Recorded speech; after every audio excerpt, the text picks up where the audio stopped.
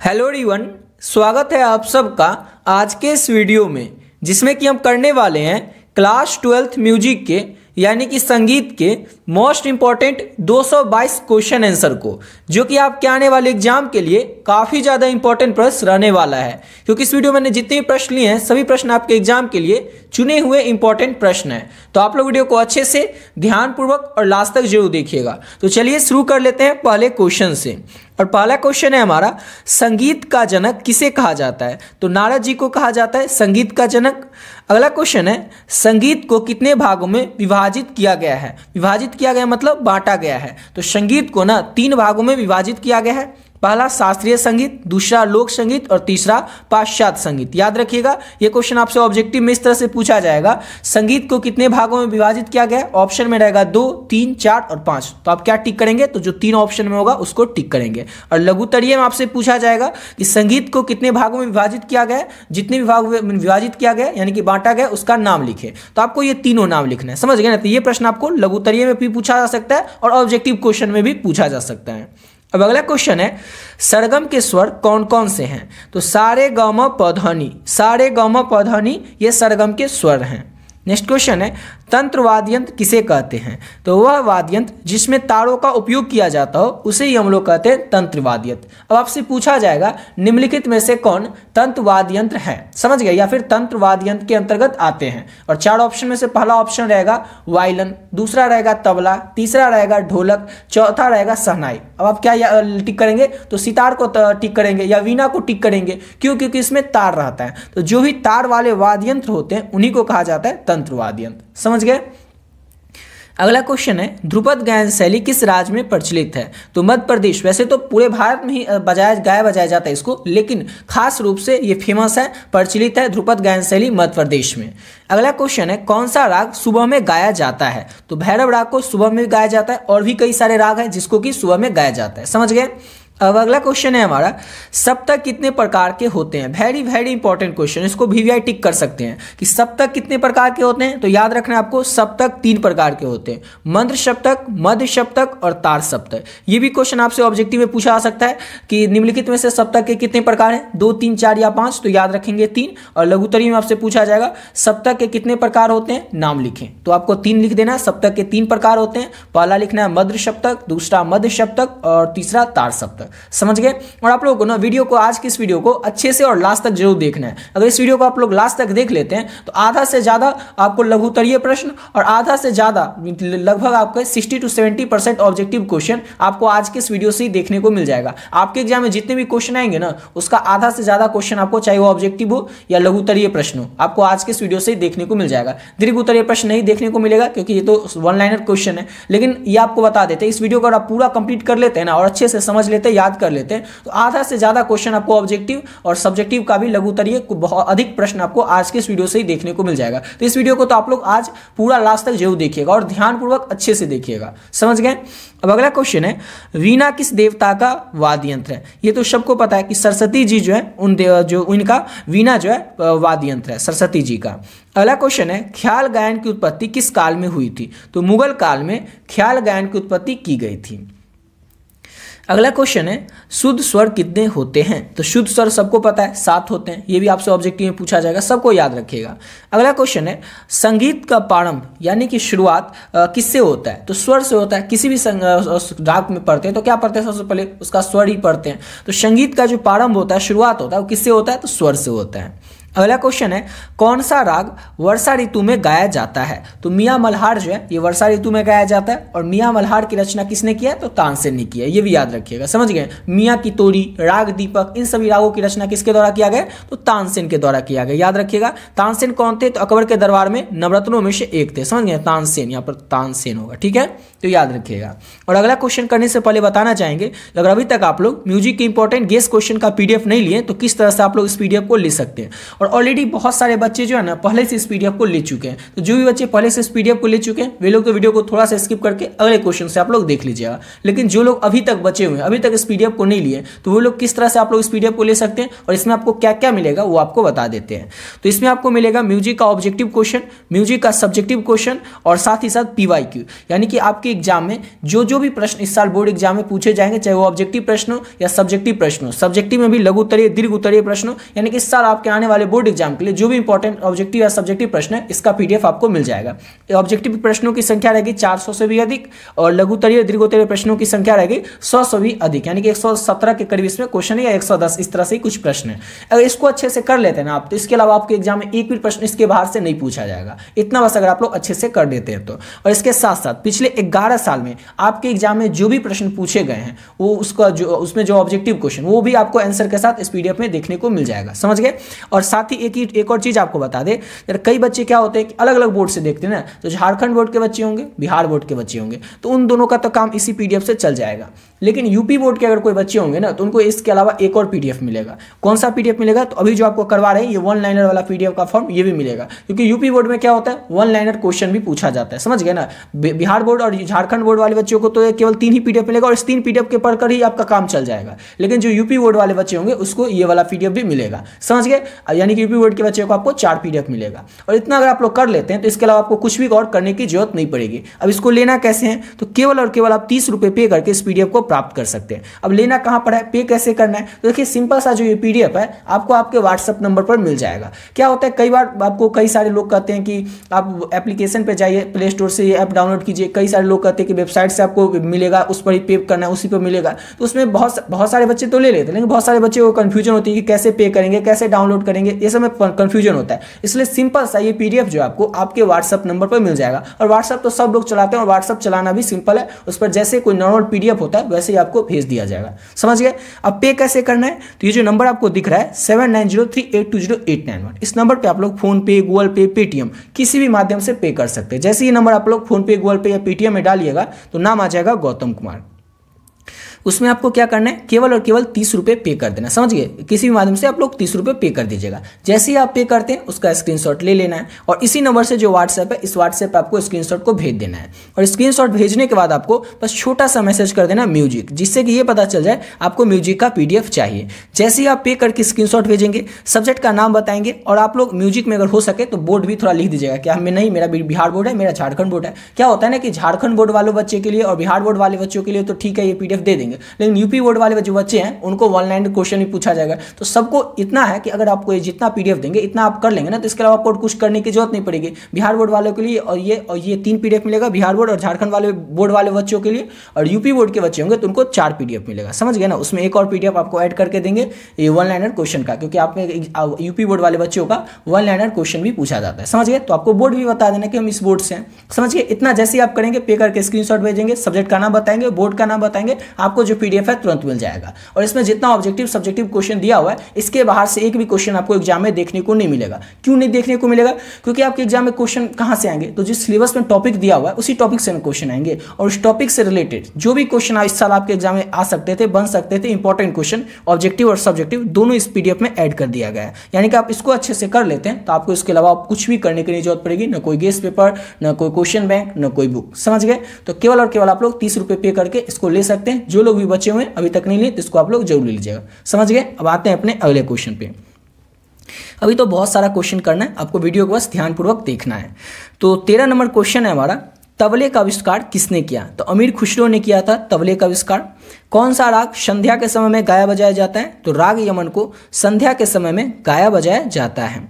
भारत के राष्ट्रीय गीत वंदे मातरम के रचयिता कौन है? तो बंकिम चंद्र चट्टोपाध्याय जो है ये वंदे मातरम जो भारत का राष्ट्रीय गीत है इसके रचयिता है। वाद्य यंत्र कितने प्रकार के होते हैं? ये काफ़ी ज़्यादा इंपॉर्टेंट क्वेश्चन है। तो वाद्य यंत्र आपको याद रखना है 4 प्रकार के होते हैं। तत्ववाद्य यंत्र, उसके बाद सुशीर वाद्य यंत्र और अवनद वाद्य यंत्र, समझ गए ना, इसको याद रखिएगा। एक सेकंड, यहाँ पर एक तंतु छूट गया, तत्, तंतु, सुशीर और अवनद। यहाँ पर वाद लिखा हुआ लेकिन तंतु छूट गया। तो तत्ववाद्य यंत्र, तंतुवाद्य यंत्र, सुशीर वाद्य यंत्र और अवनद वाद्य यंत्र, तो ये होते हैं वाद्य यंत्र के 4 प्रकार, समझ गए। अगला क्वेश्चन है, प्रसिद्ध गायक तानसेन का जन्म कहाँ हुआ था? तो ग्वालियर में हुआ था प्रसिद्ध गायक तानसेन का जन्म। ताल में कितने घटक होते हैं? तो ताल में 3 घटक होते हैं, सम, खाल और ताली। ये भी क्वेश्चन आपसे लघुत्तरीय में भी पूछ सकता है। आप लोग पूछेगा इतना छोटा प्रश्न थोड़ी पूछेगा, तो हाँ पूछेगा, लेकिन इस क्वेश्चन को कैसे पूछेगा? क्वेश्चन रहेगा कि ताल के कितने प्रकार होते हैं, नाम लिखें। हो गया ना, दो नंबर में लघुत्तरीय कोई प्रश्न पूछा जाता है और 2 नंबर का क्वेश्चन हो गया। एक तो हो गया कि आप ताल के 3 प्रकार बताएंगे और दूसरा बताएंगे कि सम ताल, खाल ताल और ताली। समझ गए ना। अगला क्वेश्चन है, भारत रत्न पाने वाले पहले गायक कौन थे? तो MS सुब्बुलक्ष्मी जो थे ये भारत रत्न पाने वाले पहले गायक थे। अगला क्वेश्चन है, मृदंग वाद्य यंत्र किस राज्य से संबंधित है? तो तमिलनाडु राज्य से संबंधित है मृदंग वाद्य यंत्र। और कई बच्चे सोच रहे होंगे, जैसे बिहार बोर्ड के बच्चे होंगे, तो कि मेरे एग्जाम में थोड़ी 1 लाइनर क्वेश्चन पूछा जाता है, तो इस तरह से आप करवा रहे हैं। क्या है ना कि आपको जो अभी 222 करवाएंगे, तो ये क्वेश्चन आपके लघुत्तरीय प्रश्न के लिए भी इंपॉर्टेंट है और ऑब्जेक्टिव प्रश्न के लिए भी इंपॉर्टेंट है। जैसे यही क्वेश्चन है कि भारत रत्न पाने वाले पहले गायक कौन थे, तो ये आपके एग्जाम में कैसे पूछा जाएगा? 4 ऑप्शन दिया रहेगा कि 3 और कोई नाम रहेगा और 1 नाम रहेगा, ये तो आपको ये टिक करना है। इस तरह से आपके एग्जाम में ऑब्जेक्टिव क्वेश्चन पूछा जाएगा। समझ गए। अगला क्वेश्चन है हमारा, मृदंग वाद्य यंत्र किस राज्य से संबंधित है? तो मृदंग वाद्य यंत्र जो है ये तमिलनाडु राज्य से संबंधित है। नेक्स्ट क्वेश्चन है, शास्त्रीय संगीत की प्रमुख शैलियां कौन कौन सी हैं? तो ख्याल, ध्रुपद और ठुमरी, ये शास्त्रीय संगीत की प्रमुख शैलियां हैं। नेक्स्ट क्वेश्चन है, तान क्या है? तो स्वर का तीव्र गति से गायन, स्वर का जो हम तीव्र गति से गायन करते हैं उसी को हम लोग कहते हैं तान। और राग की उत्पत्ति किससे होती है? तो सिंपल सा है, ठाट से होती है राग की उत्पत्ति। आपसे ऑब्जेक्टिव में पूछा जाएगा कि राग की उत्पत्ति किससे होती है? ऑप्शन में रहेगा ठाट, स्वर, ताल, इस तरह से ऑप्शन रहेगा। तो आपको क्या टिक करना है? ठाट। तो राग की उत्पत्ति किससे होती है? तो ठाट से होती है। भारत में शास्त्रीय संगीत की 2 प्रमुख परंपराएं कौन कौन सी हैं? तो सिंपल सा है ना कि भारत में हिंदुस्तानी और कर्नाटक संगीत है। हिंदुस्तानी संगीत जिसको कि उत्तर भारत में गाया बजाया जाता है और कर्नाटकी संगीत जिसको कि दक्षिण भारत के लोग गाते बजाते हैं। समझ गए। अब अगला क्वेश्चन क्या हमारा, सप्तक का सबसे ऊंचा स्वर कौन सा है? तो सप्तक का जो सबसे ऊंचा स्वर है वो है तार सप्तक का सा। समझ गए ना, ये सप्तक का सबसे ऊंचा स्वर। ये भी आपसे ऑब्जेक्टिव में पूछा जाएगा। अगला है कि त्रिव स्वर कौन कौन सा होता है? त्रिव को स्वर एक ही होता है, त्रिव मध्यम स्वर। समझ गया। जितना क्वेश्चन आपको बता रहे हैं ना, सभी क्वेश्चन आपके एग्जाम के लिए चुने हुए इंपॉर्टेंट प्रश्न है। तो आप लोग वीडियो में बस लास्ट तक बने रहिएगा, पूरा क्वेश्चन को आपको कंप्लीट करना है। अगला क्वेश्चन है, कौन सा राग भक्ति का भाव प्रकट करता है? तो राग यमन जो है, वैसे तो और भी कई सारे राग हैं, लेकिन राग यमन को आपको याद रखना है, ये भक्ति का भाव प्रकट करता है। और ताल झपताल में कितनी मात्राएं होती है? ये क्वेश्चन को तो लिख के ले लीजिए, ये क्वेश्चन फिक्स है कि पूछा ही जाएगा। ताल, एक ताल पूछ ले या फिर झपताल पूछ ले, 2 में से एक कोई पूछेगा। तो याद रखना है, आपसे पूछा जाएगा झपताल में कितनी मात्राएं होती है। ऑप्शन में रहेगा 10, 12, 14 या 16। तो आप लोग ये टिक कीजिएगा, झपताल में 10 मात्राएं होती है। और एक ताल पूछ ले तो याद रखिएगा एक ताल में 12 मात्राएं होती है। झपताल पूछे या एक ताल पूछे या दोनों पूछे, इस दोनों में से एक क्वेश्चन तो फिक्स है, पूछेगा ही। समझ गए। अगला क्वेश्चन है, कर्नाटक संगीत के प्रमुख वाद्य यंत्र कौन से हैं? तो मृदगम और वीणा, ये जो है ना कर्नाटकी संगीत के प्रमुख वाद्य यंत्र हैं। अब आपके ऑप्शन में क्या रहेगा कि कर्नाटक संगीत के निम्नलिखित में से कर्नाटक संगीत के प्रमुख वाद्य यंत्र कौन से हैं? पहला ऑप्शन रहेगा तबला, दूसरा रहेगा ढोलक, तीसरा रहेगा मृदगम और चौथा रहेगा आपका वीणा। और तो आप क्या टिक करेंगे? तो आपके ऑप्शन में अगर ऐसा कभी हुआ तो एक ऑप्शन में एक जरूर रहेगा कि ए और बी दोनों या फिर सी और डी दोनों, इस तरह से ऑप्शन रहेगा। लेकिन अगर वीणा रहे या मृदगम ऑप्शन में केवल एक रहे तो आप उसको टिक करेंगे। समझ में आई बात कि ऑप्शन 1, 2, 3 और 4, इस 4 में से कहीं पर भी अगर मृदगम या वीणा दिख जाए तो आपको याद रखना है ये कर्नाटक संगीत का प्रमुख वाद्य यंत्र है। लेकिन यहाँ पर मृदगम भी रहेगा और यहाँ पर वीणा भी रहेगा। तो ऑप्शन डी में, यहाँ पर दूसरा में, कहीं पर भी ऑप्शन में जरूर रहेगा कि ए और बी, सी दोनों या फिर ए और बी दोनों, जहाँ पर भी ये दोनों रहे। तो आपको सिर्फ आंसर याद रखना है, कहीं पर भी रहे उससे मतलब नहीं है, बस आपको समझना है कि कर्नाटक संगीत के प्रमुख वाद्य यंत्र कौन कौन से हैं। तो मृदगम और वीणा जो है ये कर्नाटक संगीत के प्रमुख वाद्य यंत्र हैं। अगला क्वेश्चन है, लय के कितने प्रकार होते हैं? ये भी काफी ज्यादा इंपॉर्टेंट क्वेश्चन है, कई बार पूछा जा चुका है। लय के कितने प्रकार होते हैं? 3 प्रकार होते हैं। कौन कौन से होते हैं? तो विलंबित लय, मध्य लय और द्रुत लय। समझ गए, याद रखिएगा, ये भी आपसे लघुत्तरीय में भी पूछा जा सकता है। अब राग भैरवी का वादी स्वर, तो सिंपल सा ध होता है राग भैरवी का वादी स्वर, ये तो आपसे ऑब्जेक्टिव में ही पूछा जाएगा। और अगला है कि कौन सा राग विरह का भाव प्रकट करता है? तो राग मड़वा जो है ये विरह का भाव यानी कि दुख का जो भाव होता है इसको प्रकट करता है, राग मड़वा। अगला क्वेश्चन है, संगीत शब्द का शाब्दिक अर्थ क्या होता है? तो गायन, वादन और नृत्य, ये तीनों का जो मेल है इसी से बनता है संगीत। यानी कि आपसे कोई पूछ ले कि आपका सब्जेक्ट आप किस क्लास में पढ़ते हो, तो आप बताएगा हम क्लास 12th में पढ़ते हैं। सब्जेक्ट क्या है, तो म्यूजिक है, फिलोसफी है, हिस्ट्री है, जो भी आपका सब्जेक्ट हो वो बताएंगे। उसी में अगर कोई संगीत का जानकार होगा तो आपसे पूछ लेगा कि संगीत का अर्थ क्या होता है या फिर संगीत किसे कहते हैं। तो सिंपल सा आपको याद रखना है या फिर बताना है कि गायन, वादन और नृत्य, गान, वादन और नृत्य, जो हम गाते हैं, कुछ बजाते हैं यानी कि वादन करते हैं, और नृत्य करते हैं यानी कि डांस करते हैं, इन तीनों का जो मेल है, इस तीनों के मेल को ही कहा जाता है संगीत। समझ गए, तो याद रखिएगा। अगला क्वेश्चन है तिहाई किसे कहते हैं। तो एक वाक्य का 3 बार गाना, सिंपल सा, नाम से ही पता चलता है तिहाई यानी कि 3 बार, तो एक वाक्य को 3 बार गाना को ही कहा जाता है तिहाई। और सप्तक में स्वर कितने होते हैं, तो सप्तक में 7 स्वर होते हैं। सप्तक कितने प्रकार के होते हैं, तो सप्तक 3 प्रकार के होते हैं। समझ गए। अगला क्वेश्चन है भारतीय संगीत में ठुमरी का क्या महत्व है। तो हल्की फुल्की गायन शैली को ही भारतीय संगीत में ठुमरी कहा जाता है। समझ गए। अगला क्वेश्चन है नाट्य संगीत किसका अंग है। तो नाट्य संगीत किसका अंग है, तो कर्नाटक संगीत का अंग है नाट्य संगीत। अगला क्वेश्चन है मुड़की किस प्रकार का अलंकरण है। तो त्वरित गति के स्वरों की सजावट का अलंकरण का अंग है मुड़की।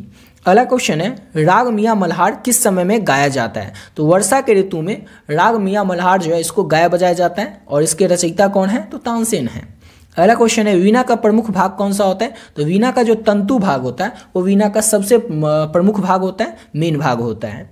अगला क्वेश्चन है ताल त्रिताल में कितने भाग होते हैं। तो 4 भाग होते हैं।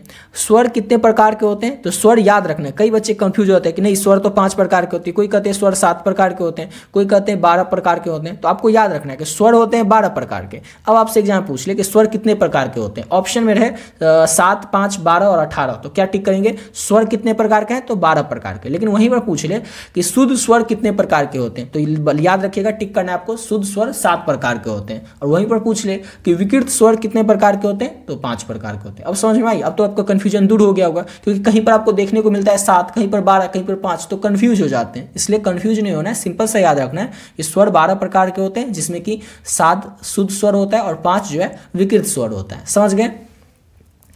अगला क्वेश्चन है, और ऐसा भी हो सकता है कभी कि आपसे पूछ ले कि स्वर कितने प्रकार के होते हैं, और ऑप्शन में 12 रहे ही नहीं, 7 रहे, 5 रहे, 6 रहे और 8 रहे, तब क्या टिक करेंगे, तो सिंपल सा है कि 7 टिक करेंगे। समझ गए ना। अगला क्वेश्चन है हमारा गंधार का चिन्ह क्या होता है। तो गंधार कई बार आप देखते हैं इसका वादी स्वर उसका संवादी स्वर गौ है, तो आखिर गौ का मतलब क्या होता है, तो गौ का मतलब होता है गंधार से। अगला क्वेश्चन है संगीत रत्नाकर के लेखक कौन है। पिछले अगर 10 साल की बात करें ना, तो ये क्वेश्चन पिछले 10 साल में 6 से 7 बार आपके एग्जाम में पूछा गया प्रश्न है, बार बार रिपीट हो चुका है कि संगीत रत्नाकर के लेखक कौन है। तो याद रखना है पंडित सारंगदेव जो है ये संगीत रत्नाकर के लेखक हैं। अगला क्वेश्चन है ताल में सम का क्या महत्व होता है। तो ताल का जो आरंभ और मुख्य बिंदु होता है उसी को कहा जाता है ताल में सम का, इसी को कहा जाता है सम का महत्व। समझ गए। ताल में सम का महत्व क्या होता है कि ताल का ये आरंभ यानी कि मुख्य बिंदु होता है, आरंभ शुरुआत का जो मुख्य बिंदु होता है उसी को सम कहा जाता है ताल में।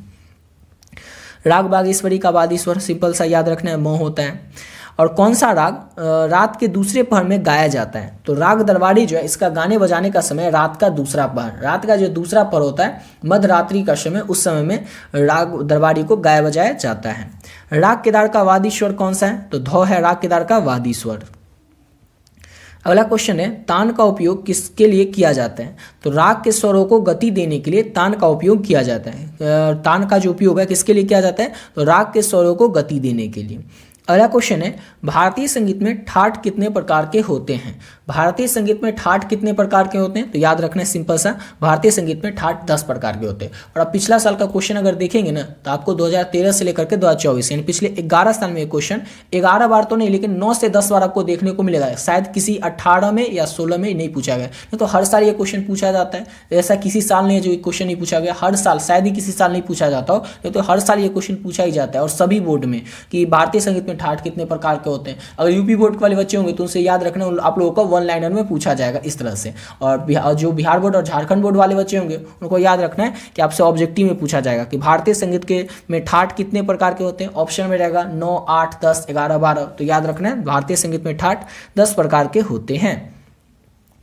अब अगला क्वेश्चन है पखावज का उपयोग किस गायन शैली में किया जाता है। तो पखावज जो है इसका उपयोग ध्रुपद गायन शैली में किया जाता है। याद रखिएगा ध्रुपद गायन शैली में पखावज का उपयोग किया जाता है।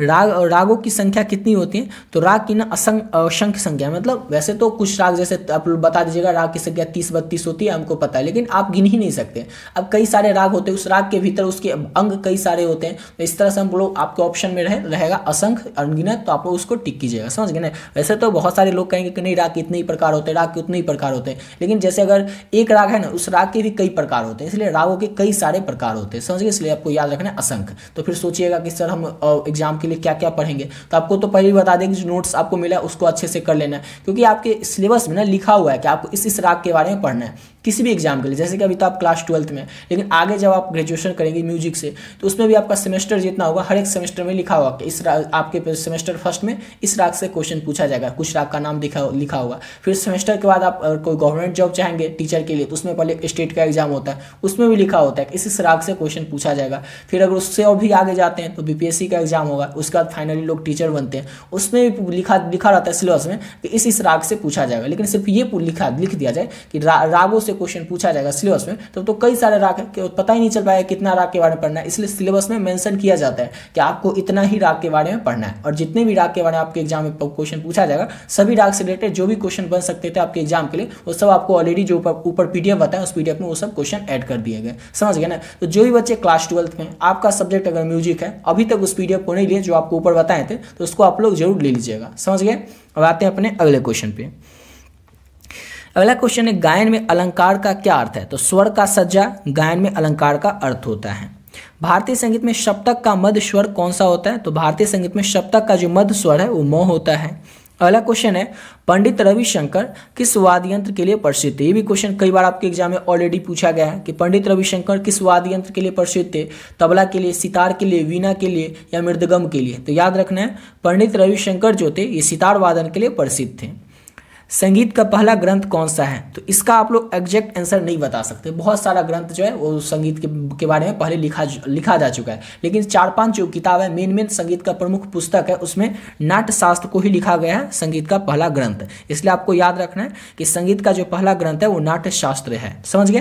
अब अगला क्वेश्चन है स्वर कितने प्रकार के होते हैं, ये आपको ऑलरेडी बता चुके ऊपर में। स्वर 12 प्रकार के होते हैं, जिसमें कि 7 शुद्ध स्वर होते हैं और 5 विकृत स्वर होते हैं। अगला क्वेश्चन है तबला के एक जोड़ी में क्या क्या होता है, तो तबला में 2 ही भाग होता है, एक होता है दायां भाग और एक होता है बायां भाग। अगला क्वेश्चन है ठुमरी गायन शैली किससे संबंधित है, तो प्रेम और भक्ति से संबंधित है ठुमरी गायन शैली। अगला क्वेश्चन है राग का निर्माण किस पर आधारित होता है, आरोह और अवरोह पर आधारित होता है राग का निर्माण। अब नेक्स्ट क्वेश्चन है हमारा अगला क्वेश्चन, रागनी किसे कहते हैं, तो राग का स्त्री स्वरूपा को हम लोग रागनी कहते हैं। अब राग तो कहेंगे जो उसका, अगर आपसे हिंदी का आप देंगे एग्जाम और उसमें आपसे पूछा जाएगा राग शब्द जो है स्त्रीलिंग का शब्द है, पुल्लिंग का शब्द है, उभयलिंग का शब्द है, इनमें से कोई नहीं है, तो आप लोग क्या लिखिएगा कि राग जो है टिक कीजिएगा कि राग पुल्लिंग का शब्द है। लेकिन वहीं पर पूछ ले कि रागनी जो है या किसका शब्द है, स्त्रीलिंग पुल्लिंग का शब्द है, तो याद रखिएगा रागनी क्या है, तो स्त्रीलिंग का शब्द है। वही क्वेश्चन में था कि रागनी किसे कहते हैं, तो राग का जो स्त्री रूप होता है उसी को हम लोग कहते हैं रागनी।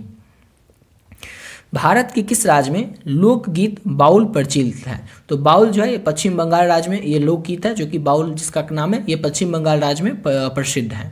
अगला क्वेश्चन है कौन सा राग रात्रि के पहले पहर में गाया जाता है, तो राग भूपाली को रात्रि के पहले पहर में गाया बजाया जाता है। अगला क्वेश्चन है सरोद किस प्रकार का वाद्य यंत्र है, तो सरोद जो है तंतु वाद्य यंत्र के अंतर्गत आता है। अब ये क्वेश्चन आपसे एग्जाम में कैसे पूछा जाएगा, निम्नलिखित में से सरोद किस वाद्य यंत्र के अंतर्गत आता है, पहला रहेगा तंतु, दूसरा रहेगा तंत्री, तीसरा रहेगा अवनद और चौथा रहेगा इनमें से कोई नहीं। तो आप लोग क्या टिक कीजिएगा कि सरोद जो है ये तंतु वाद्य यंत्र के अंतर्गत आता है।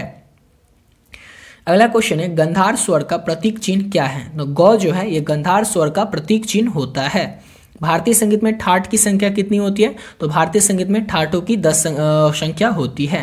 अगला क्वेश्चन है लोक संगीत भांगड़ा किस राज्य से संबंधित है, तो लोक संगीत भांगड़ा जो है ये पंजाब राज्य से संबंधित है। और वायलन किस प्रकार का वाद्य यंत्र है, तो तंतु वाद्य यंत्र है वायलन। अगला क्वेश्चन है स्वर सा और प को क्या कहते हैं, तो अचल स्वर कहते हैं स्वर सा और प को। कौन सा राग शाम के समय में गाया जाता है, तो राग यमन को शाम के समय में गाया जाता है। अगला क्वेश्चन है हमारा मृदंग किस श्रेणी का वाद्य यंत्र है, तो मृदंग जो है ये अवनद श्रेणी का वाद्य यंत्र है। अगला क्वेश्चन है भारतीय संगीत में तान क्या दर्शाती है? तो स्वरों का गतिशील रूप को भारतीय संगीत में जो तान है वो दर्शाती है।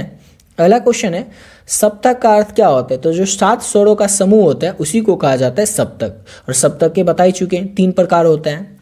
अगला क्वेश्चन है निबंध गीत का क्या अर्थ होता है? तो ताल और लय में बंधा हुआ जो गीत होता है उसी को कहा जाता है निबंध गीत। अगला क्वेश्चन है कौन सा राग दोपहर में गाया जाता है? तो राग भीम पलासी का गाने का समय दिन का तीसरा पहर, यानी कि आप लिख सकते हैं दोपहर भी, समझ गए ना, लेकिन आपके ऑप्शन में रहेगा दिन का तीसरा पहर ही, समझ गए, याद रखिएगा। तो दिन के तीसरे पहर में राग भीम पलासी का गाने बजाने का समय है। अगला क्वेश्चन है शुद्ध गंधार किस ठाट में आता है? तो बिलावल ठाट में शुद्ध गंधार आता है। अगला क्वेश्चन है कौन सा राग रात के अंतिम पहर में गाया जाता है? तो राग तोड़ी जो है इसको रात के अंतिम पहर में गाया जाता है। अगला क्वेश्चन है तार सप्तक का उच्चतम स्वर कौन सा है? तो नी जो है ये तार सप्तक का उच्चतम स्वर है। अगला क्वेश्चन है कौन सा वाद्य यंत्र कर्नाटक संगीत का प्रमुख वाद्य यंत्र है? यहाँ पर सिर्फ मृदगम लिखा हुआ है, लेकिन याद रखिएगा मृदगम और वीणा दोनों ही कर्नाटक संगीत का प्रमुख वाद्य यंत्र हैं। पहले ही आपको बता चुके हैं ऊपर में कि कोई अगर ऑप्शन में एक रहेगा तो आप एक को ही टिक करेंगे, लेकिन अगर दोनों ऑप्शन में रहेगा मृदगम और वीणा दोनों, तो ऑप्शन में जरूर रहेगा कि ए और बी दोनों, समझ गए। अगला क्वेश्चन है हिंदुस्तानी संगीत में कितनी प्रकार की बंदिशें होती हैं? तो याद रखना है ये क्वेश्चन आपसे लघु तरीये में भी पूछा जाएगा। तो इस तरह से क्वेश्चन रहेगा कि हिंदुस्तानी संगीत में कितनी प्रकार की बंदिशें होती हैं, और फिर रहेगा नाम लिखें। इस तरह से आपसे लघु तरीये में पूछा जाएगा। तो आपको याद रखना है हिंदुस्तानी संगीत में 2 प्रकार की बंदिशें होती है, अस्थाई और अंतरा। अगला क्वेश्चन है प्रसिद्ध गायक तानसेन ने किस सम्राट के दरबार में सेवा की थी? तो प्रसिद्ध गायक तानसेन ने अकबर के दरबार में सेवा दी थी। अगला क्वेश्चन है तबले का निर्माण किस सामग्री से होता है? तो लकड़ी और चमड़ा से तबले का निर्माण किया जाता है। ताल का सबसे बड़ा घटक कौन सा है? तो शम जो है ये ताल का सबसे बड़ा घटक है। अगला क्वेश्चन है पंडित भीमसेन जोशी किस शैली के लिए प्रसिद्ध थे? तो ख्याल शैली के लिए पंडित भीमसेन जोशी जो थे वो प्रसिद्ध थे। अगला क्वेश्चन है भारतीय संगीत में स्वरों आरोह क्या होता है? ये तो कई बार बता चुके हैं। स्वरों का चढ़ाव आरोह होता है, स्वरों का जो उतार होता है उसको हम लोग अवरोह कहते हैं। कौन सा राग श्रृंगार रस को प्रकट करता है? तो राग बागेश्वरी जो है ये श्रृंगार रस को प्रकट करता है। और अगला क्वेश्चन है तिहाई का क्या अर्थ होता है? तो एक ही बोल को 3 बार गाया जाना तिहाई का अर्थ होता है। तबला बजाने में प्रमुख अंग कौन सा है? तो दाहिना हाथ जो है उसका ज़्यादा प्रयोग किया जाता है तबला को बजाने में। आलाप का क्या उद्देश्य होता है? तो राग का परिचय देना आलाप का उद्देश्य होता है। अगला क्वेश्चन है कव्वाली का मुख्य वाद्य यंत्र कौन सा है? तो हारमोनिया जो है ये कव्वाली का मुख्य वाद्य यंत्र है। अगला क्वेश्चन है कौन सा राग सुबह के समय में गाया जाता है? तो राग तोड़ी जो है इसको सुबह के समय में गाया बजाया जाता है। और पंडित हरिप्रसाद चौरसिया किस वाद्य यंत्र के लिए प्रसिद्ध है? ये भी क्वेश्चन आपके एग्जाम में कई बार ऑलरेडी पूछा गया है कि पंडित हरिप्रसाद चौरसिया कौन सा वाद्य यंत्र बजाते थे या फिर किस वाद्य यंत्र के लिए प्रसिद्ध थे? तो बांसुरी वादन के लिए काफ़ी ज़्यादा प्रसिद्ध थे, फेमस थे पंडित हरिप्रसाद चौरसिया। अगला क्वेश्चन है कौन सा स्वर त्रिभ हो सकता है? तो मध्य स्वर जो होता है जिसको कि हम लोग मो कहते हैं ये त्रिभ हो सकता है। अगला क्वेश्चन है स्वर संगति का क्या अर्थ है? तो स्वरों का मेल स्वर संगति का अर्थ होता है। अगला क्वेश्चन है संगीत में ताल चक्र का क्या उपयोग है? तो ताल को समझने और सीखने के लिए संगीत में ताल चक्र का उपयोग किया जाता है। अगला क्वेश्चन है राग मलकौश जो है ये किस ठाट से संबंधित है? तो भैरवी ठाट से संबंधित है राग मलकौश। अगला क्वेश्चन क्या है हमारा, झिंझोटी किस प्रकार का राग है? तो लोक राग है झिंझोटी। झिंझोटी किस प्रकार का राग है? तो लोक राग है झिंझोटी। संगीत के 3 प्रमुख अंग कौन कौन से हैं? ऑलरेडी आपको बता चुके हैं, गायन, वादन और नृत्य, ये जो है संगीत के 3 प्रमुख अंग हैं। अगला क्वेश्चन है कौन सा राग रात्रि के दूसरे पहर में गाया जाता है? तो राग दरबारी को रात्रि के दूसरे पहर में गाया बजाया जाता है। अगला क्वेश्चन है चक्रधर किसे कहते हैं? तो ताल की विशेष प्रकार की इकाई जो होती है तिहाई, उसी को कहा जाता है चक्रधर। अगला क्वेश्चन है संगीत में राग किसे कहते हैं? तो स्वरों का एक ऐसा संयोजन जिससे मधुर ध्वनि उत्पन्न हो। स्वरों का एक ऐसा संयोजन जिससे कि मधुर ध्वनि उत्पन्न होती हो उसे ही कहा जाता है संगीत में राग। सरगम शब्द का क्या अर्थ होता है? तो सारे गौमों सरगम का संक्षिप्त रूप होता है, समझ गए। ख्याल ज्ञान शैली में कितने भाग होते हैं? तो ख्याल ज्ञान शैली में 2 भाग होते हैं, अस्थाई और अंतरा। कौन सा स्वर कोमल हो सकता है? तो रे, गौ, ध्वनि, ये जो स्वर है ये कोमल हो सकता है। अगला क्वेश्चन है झप ताल में कितनी मात्राएं होती हैं? तो झप ताल में 10 मात्राएं होती हैं। सारगी किस प्रकार का वाद्य यंत्र है या फिर किस वाद्य यंत्र के अंतर्गत आता है? आपसे ऑब्जेक्टिव क्वेश्चन में इसी तरह से पूछा जाएगा। तो तंतु वाद्य यंत्र के अंतर्गत सारगी जो है यह आता है। अगला क्वेश्चन है कौन सा राग करुण रस को प्रकट करता है? तो राग दुर्गा जो है ये करुण रस को प्रकट करता है। और मंद्र सप्तक का सबसे नीचा स्वर कौन सा होता है? तो जो सा होता है ये मंद्र सप्तक का सबसे नीचा स्वर होता है। संगीत शब्द का क्या अर्थ होता है? तो गायन, वादन और नृत्य का, ये तो बता ही चुके हैं। संगीत शब्द का अर्थ होता है, मतलब होता है गायन, वादन और नृत्य तीनों का जो संयोजन होता है, संयोग होता है, इसी को कहा जाता है संगीत। द्रुत लय का क्या अर्थ होता है? तो द्रुत लय को तेजी से गाया बजाया जाता है। कौन सा राग भक्ति के रस को प्रकट करता है? तो राग यमन भक्ति के रस को प्रकट करता है। शुद्ध मध्यम चिन्ह क्या है? तो मौस जो है ये चिन्ह, ये शुद्ध मध्यम चिन्ह है। ध्रुपद गायन शैली के 4 भाग कौन कौन से हैं? अस्थाई, अंतरा, सांची और भोग। ये क्वेश्चन भी आपसे लघु उत्तरी में पूछा जा सकता है कि ध्रुपद गायन शैली के 4 भाग कौन कौन से होते हैं? अस्थाई, अंतरा, सांची और भोग, ये ध्रुपद गायन शैली के 4 भाग होते हैं। अगला क्वेश्चन है तबले के दाएं भाग को क्या कहते हैं? तो तबले के दाएं भाग को ध्यान कहते हैं। अगला क्वेश्चन है पखावज में कितने सिर होते हैं? तो 2 सिर होते हैं पखावज में। मात्रा का क्या अर्थ होता है? तो ताल का जो छोटा सा भाग होता है उसी को कहा जाता है मात्रा। अब नेक्स्ट क्वेश्चन है भारतीय संगीत में रागों का वर्गीकरण किसने किया था? काफ़ी ज़्यादा इंपॉर्टेंट क्वेश्चन है, तो याद रखना है पंडित विष्णु नारायण भातखंडे के द्वारा संगीत में रागों का वर्गीकरण किया गया था। वर्गीकरण मतलब क्या होता है? बांटना होता है। तो संगीत में किसके द्वारा संगीत को बांटा गया था? तो भारतीय संगीत को पंडित विष्णु नारायण भातखंडे के द्वारा बांटा गया था। अगला क्वेश्चन है संगीत में सम का क्या महत्व होता है? तो ताल का जो प्रारंभिक और मुख्य बिंदु होता है, संगीत में सम का यही महत्व होता है। अब अगला क्वेश्चन क्या हमारा, धमार ताल में कितनी मात्राएं होती हैं? तो याद रखना है आपको, धमार ताल जो होता है इसमें 14 मात्राएं होती हैं। कितना मात्राएं होती हैं? तो धमार ताल में 14 मात्राएं होती हैं। अगला क्वेश्चन है राग वृंदावनी सारंग किस समय में गाया जाता है? तो दोपहर के समय में राग वृंदावनी सारंग जो है इसको गाया बजाया जाता है। अगला क्वेश्चन है हारमोनिया किस श्रेणी का वाद्य यंत्र है? हारमोनिया जो है ना यह किस श्रेणी का वाद्य यंत्र है? तो सुशीर श्रेणी का वाद्य यंत्र है हारमोनिया। अगला क्वेश्चन है हमारा ताल का सबसे छोटा भाग कौन सा होता है? तो जो बीट होता है ये ताल का सबसे छोटा भाग होता है।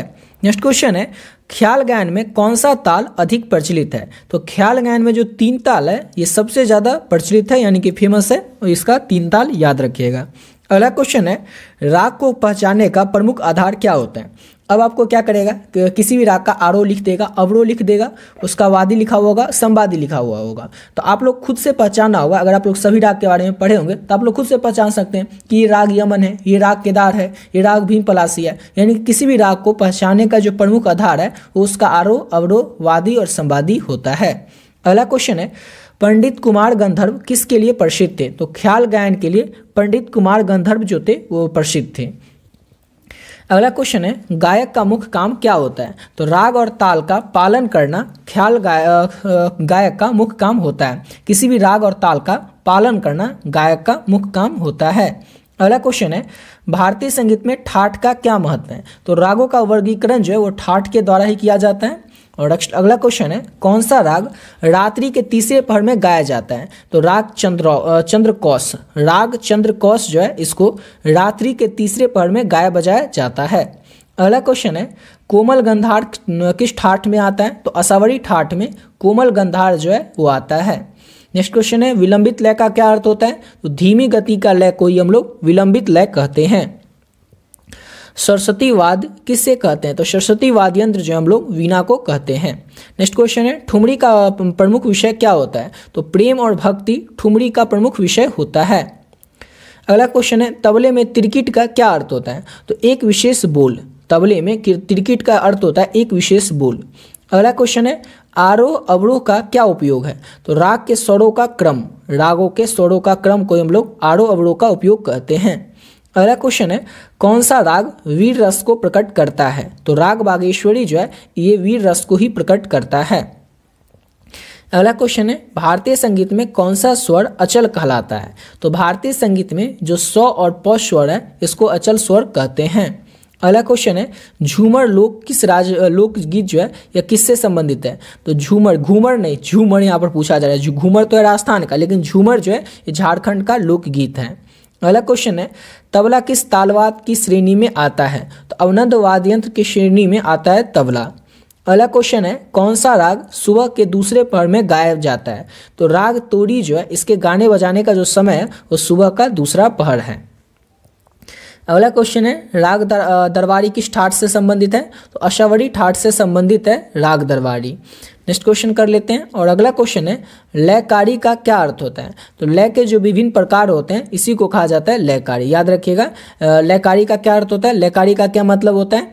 तो लय के जो विभिन्न प्रकार होते हैं उसी को क्या कहा जाता है? तो लयकारी कहा जाता है। समझ गए? अब अगला क्वेश्चन करते हैं।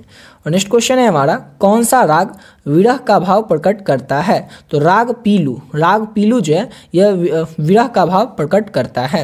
अगला क्वेश्चन है आधुनिक तबला वादन का जनक किसे माना जाता है? तो पंडित कंसी महाराज को आधुनिक तबला वादन का जनक माना जाता है। अगला क्वेश्चन है ताल में कितनी प्रकार की गतियां होती हैं? तो 4 प्रकार की गतियां होती हैं ताल में, विलंबित, मध्य, द्रुत और अति द्रुत। ये जो है ताल के 4 प्रकार की गतियां होती हैं। याद रखिएगा ये क्वेश्चन आपसे लघु तरीये में भी पूछा जा सकता है। तो याद रखना है आपको ताल के 4 प्रकार की गतियां होती हैं, विलंबित, मध्य, द्रुत, अति द्रुत। समझ गए? अगला क्वेश्चन है संगीत में आलाप किसका परिचायक है? तो संगीत में आलाप जो है राग के विस्तार का परिचायक है। गजल में किस प्रकार का संगीत होता है? तो गेय और भाव प्रधान संगीत होता है गजल में। अगला क्वेश्चन है राग मलकौस का वादी स्वर क्या होता है? तो म होता है राग मलकौस का वादी स्वर। अगला क्वेश्चन है पंडित विष्णु दिगंबर पुरस्कार किस क्षेत्र से जुड़े थे? तो हिंदुस्तानी शास्त्रीय संगीत से पंडित विष्णु दिगंबर पुरस्कार जो थे ये जुड़े हुए थे। अगला क्वेश्चन है मुड़की का क्या अर्थ होता है? तो तेज गति से स्वरों की सजावट। तेज गति से स्वरों का सजावट मुड़की का अर्थ होता है। अगला क्वेश्चन है ख्याल शब्द का क्या अर्थ होता है? तो कल्पना होता है ख्याल शब्द का अर्थ। अगला क्वेश्चन है कर्नाटक संगीत में किस भाषा का उपयोग अधिक होता है? तो तमिल, तेलुगु और कन्नड़ भाषा का अधिक उपयोग किया जाता है कर्नाटक संगीत में। नेक्स्ट क्वेश्चन है क्या हमारा कि भारतीय संगीत में गमक का क्या अर्थ है? तो स्वरों की गति देकर सजाना। स्वरों को गति देकर सजाना भारतीय संगीत में गमक का अर्थ होता है। अगला क्वेश्चन है कौन सा राग विरह का भाव प्रकट करता है? तो राग मड़वा जो है ये विरह का भाव प्रकट करता है। अगला क्वेश्चन है धमार गायन शैली में किस ताल का उपयोग होता है? तो धमार गायन शैली जो है इसमें धमार ताल का उपयोग किया जाता है। अगला क्वेश्चन है हमारा झिंझोटी राग किस समय में गाया जाता है? तो झिंझोटी राग जो है वो संध्या के समय में गाया बजाया जाता है। याद रखिएगा। अगला क्वेश्चन है सप्तक में स्वर कितने होते हैं? ऑलरेडी आपको बता चुके हैं सप्तक में 7 स्वर होते हैं और सप्तक के 3 प्रकार होते हैं। अगला क्वेश्चन है किस राग में गौ और नी जो है ये कोमल और गौ क्या किस राग में कोमल नी और किस राग में जो कोमल नी और कोमल गौ का उपयोग किया जाता है? तो राग भैरवी जो इसमें कोमल नी और कोमल गौ का उपयोग किया जाता है। तबले में कायदा क्या होता है? तो तालवाद रचना तबले में कायदा होता है तालवाद रचना। अगला क्वेश्चन है कौन सा राग दिन के पहले पहर में गाया जाता है? तो राग बिलावल जो है इसको दिन के पहले पहर में गाया जाता है। अगला क्वेश्चन है नाट्य शास्त्र के लेखक कौन है? तो भरत मुनि जो है ये नाट्य शास्त्र के लेखक हैं। अगला क्वेश्चन है आलाप का उपयोग मुख्य रूप से कहाँ पर होता है? तो राग के परिचय में आलाप का उपयोग मुख्य रूप से होता है। अगला क्वेश्चन है मध्यम लय का क्या अर्थ होता है? तो मध्यम गति। मध्यम लय का अर्थ होता है मध्यम गति। अगला क्वेश्चन है पंडित भीमसेन जोशी किस राग के लिए प्रसिद्ध थे? तो राग तोड़ी के लिए प्रसिद्ध थे पंडित भीमसेन जोशी। पंडित भीमसेन जोशी किस राग के लिए प्रसिद्ध थे? तो राग तोड़ी के लिए।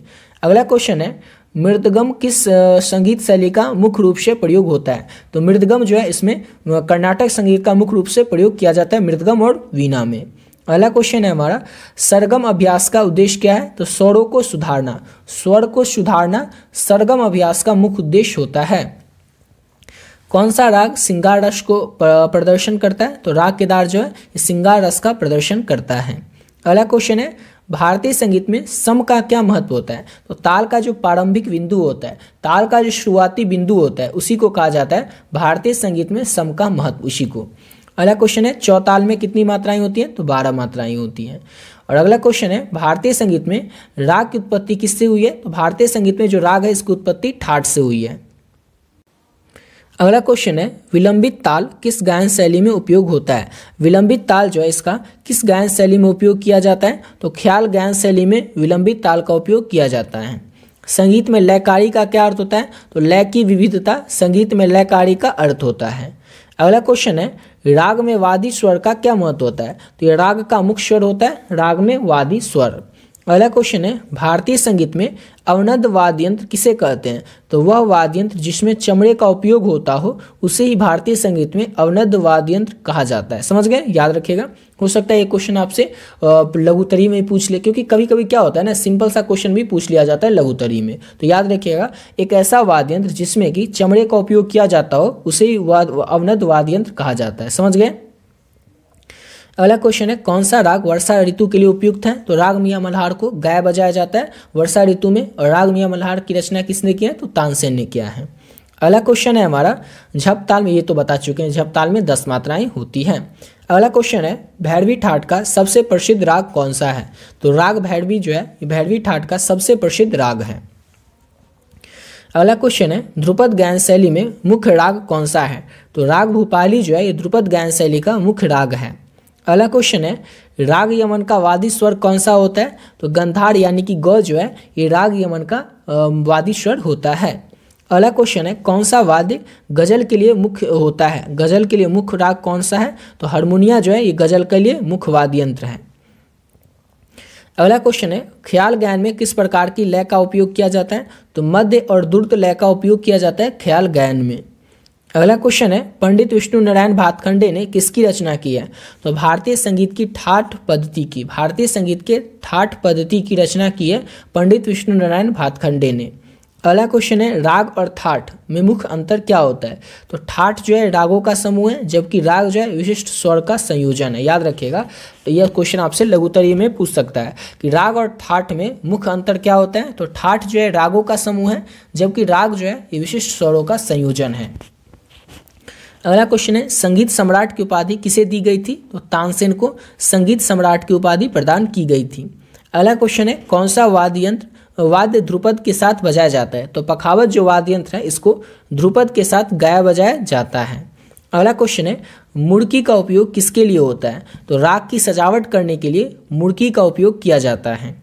अगला क्वेश्चन है मियां तानसेन का मूल नाम क्या था, तो मियां तानसेन जो थे इनका मूल नाम था तन्ना मिश्र, भी कहीं पर आपके ऑप्शन में रह सकता है, या फिर रामतनु भी। तो याद रखिएगा रामतनु और तन्ना मिश्र दोनों ही तानसेन का मूल नाम था। समझ गए, उसके बचपन का नाम था। समझ गए, इसको याद रखिएगा। अगला क्वेश्चन है हमारा मूल नाम था रामतनु और बचपन में तन्ना मिश्र।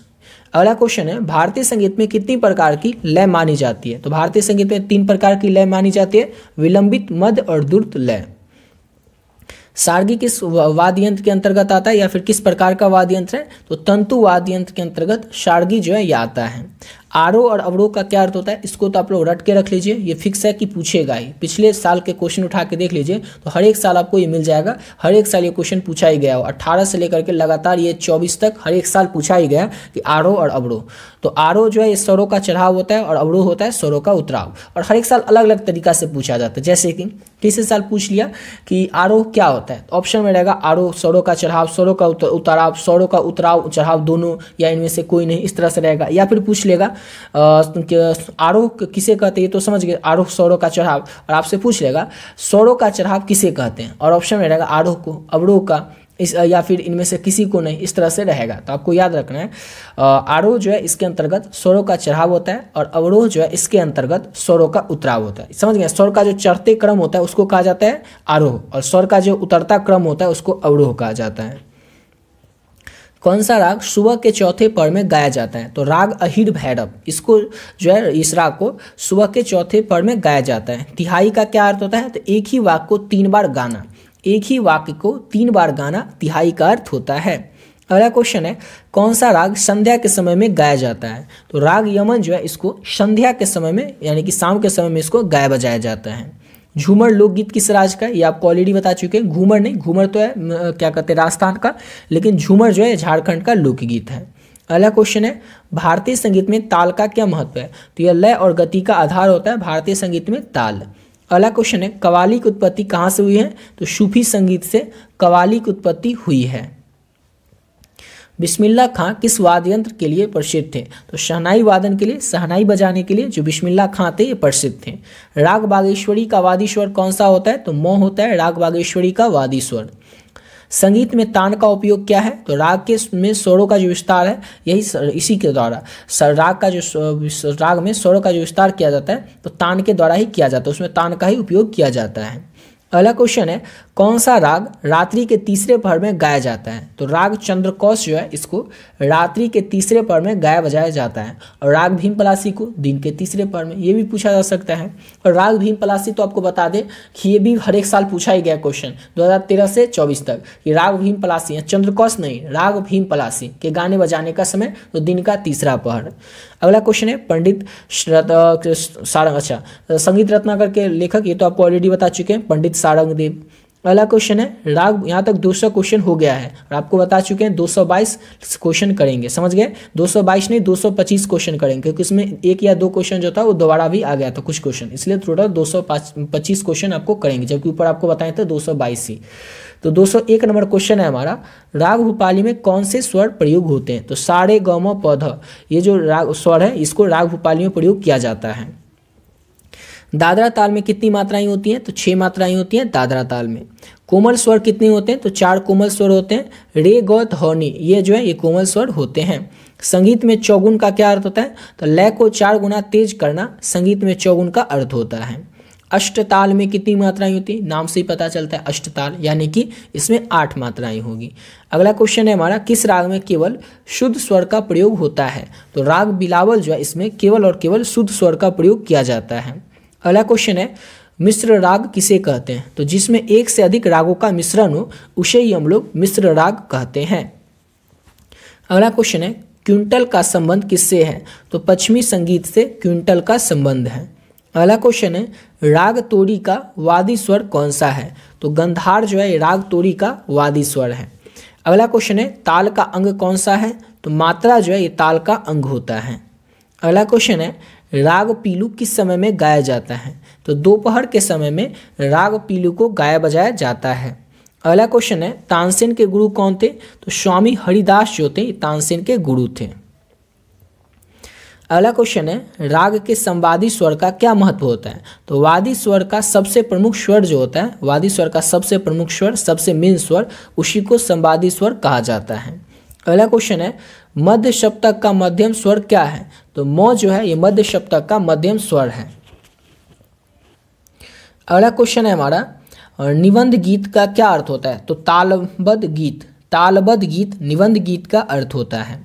अगला क्वेश्चन है पंडित रविशंकर का योगदान किस क्षेत्र में था? तो सितार वादन के क्षेत्र में पंडित रविशंकर जो थे इनका योगदान किस क्षेत्र में था? तो सितार वादन के क्षेत्र में पंडित रविशंकर का योगदान था, समझ गए ना।